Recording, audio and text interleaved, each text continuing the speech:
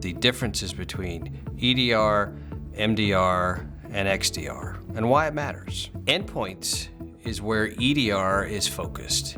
It is a service whereby providers manage endpoint security, patching, alerts, alarming, some response, but effectively managing endpoints. MDR is really the combination of EDR, firewalls, and email.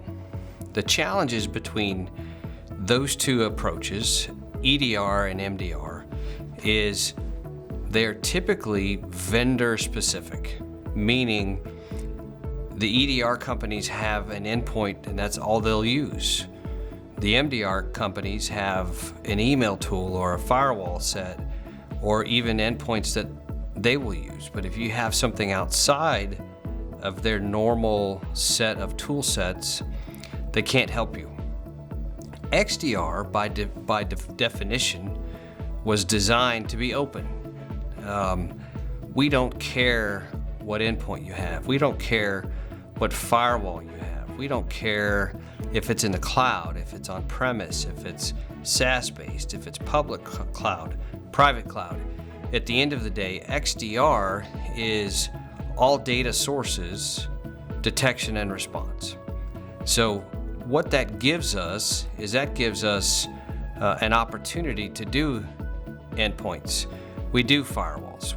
There's tons of firewall types that we can actually ingest and build detections and responses to. We do email security, SaaS, public cloud, network, on-prem, containers. On top of that, we don't care what other security controls you have.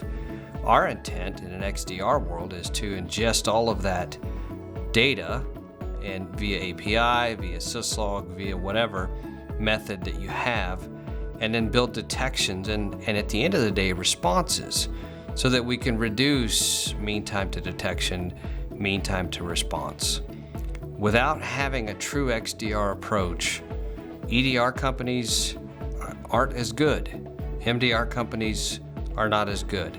Folks who are thinking about it from endpoint to endpoint, endpoint to the cloud, endpoint to the internet, they have better visibility and therefore better detection and better response.